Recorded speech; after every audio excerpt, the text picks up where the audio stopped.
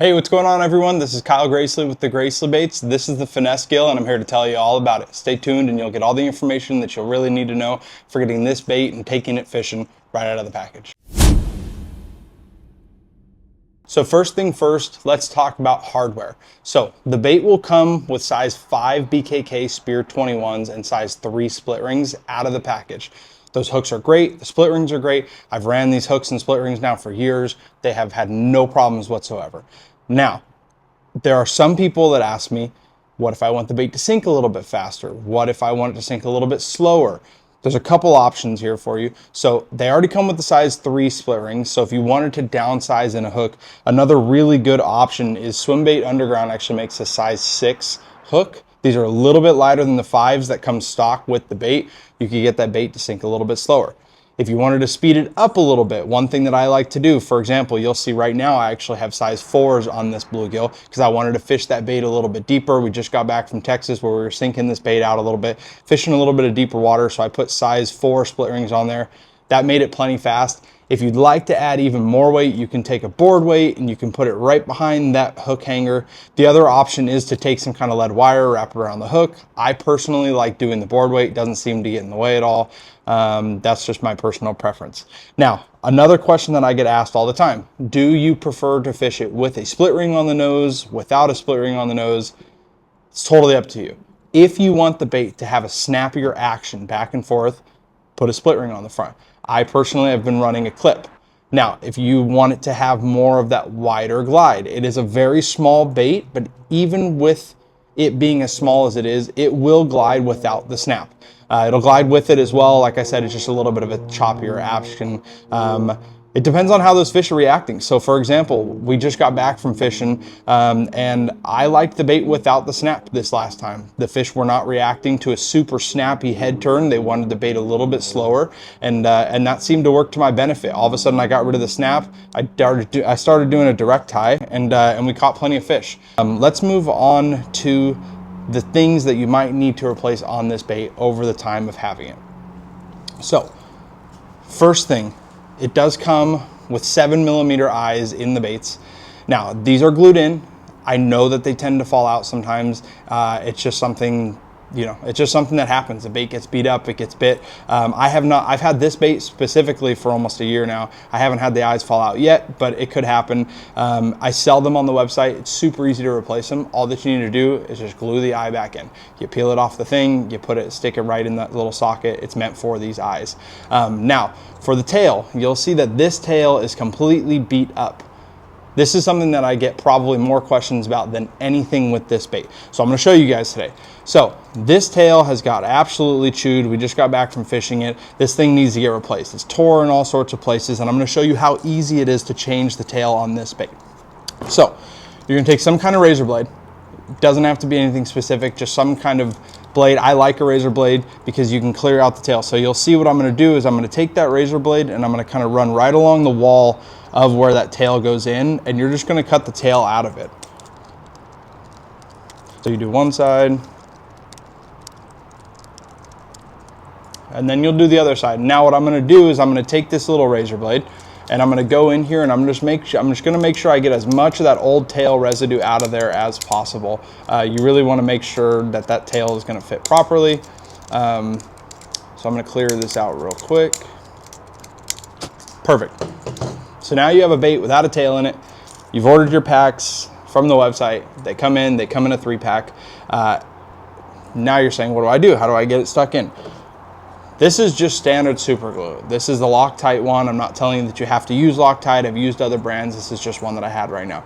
So you're gonna take a little tiny bit of that glue and you're just gonna dab it right on the end of the tail, and then a little bit on the left side and a little bit on the right side.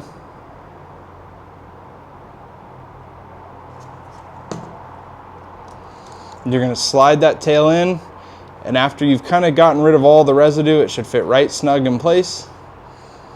And you'll let that sit for just a second and it'll be dry, and you've got a perfectly good new tail to use. You can go back out, keep catching fish.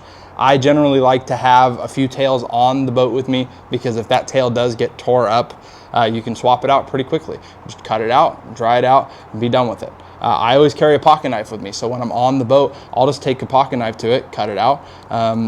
and that's it. And you just put a new tail in and you're good to go. So that's it for changing the tail. That's it for changing the eyes. Let's move on to how I'm fishing this bait and the setup that I'm using. So the biggest thing with this bait is because it is small, you do not want to overwork the bait. It is a tall bait, it's got a tall profile, and what you really need to keep in mind is you don't need to work the bait super hard. It is a small bait, and that bait will do the action. A lot of guys will fish this bait just fishing it with a straight retrieve, not really changing the cadence whatsoever. I personally like it depends on the reel that you're fishing, but I like to do, quarter turns of the handle. I'm fishing it on a Bates Hundo.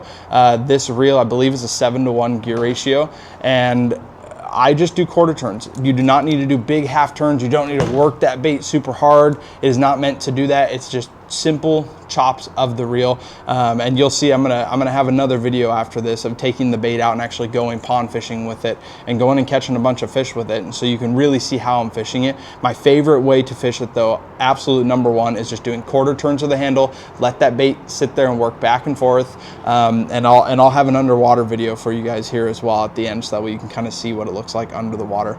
But that's my number one way to fish it. If you want, as you're seeing the fish come up to it, you can kind of twitch, and you can do rod inputs as well and get that bait to really go back and forth and get those fish fired up. If you know that you're watching them, for example, like on forward facing, and those fish are kind of checking it out but not really committing, you can twitch with the rod as well. But I generally like just using the handle. And that's how I'm fishing it. Now, as far as line, so again, like I said, this is the Bates Hundo. This has been a lot of fun to fish it on. This reel is one of the plunger rods. This is the rod that we ran last year. Super light action rod. If you do not have something to fish the bait, you don't think that you have a swim bait setup, you don't need one. That's super, super important. I want you to hear that again. You do not need a heavy swim bait rod. This rod is essentially a heavy crankbait rod, is how I like to explain it. There's a lot of guys that are fishing these baits on glass rods even.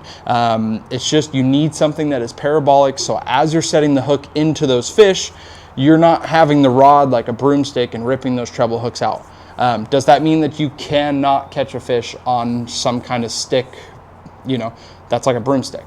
No, you can catch fish like that. Everybody can get lucky, but your chances go way, way, way up of landing that fish if you have a rod that's very parabolic.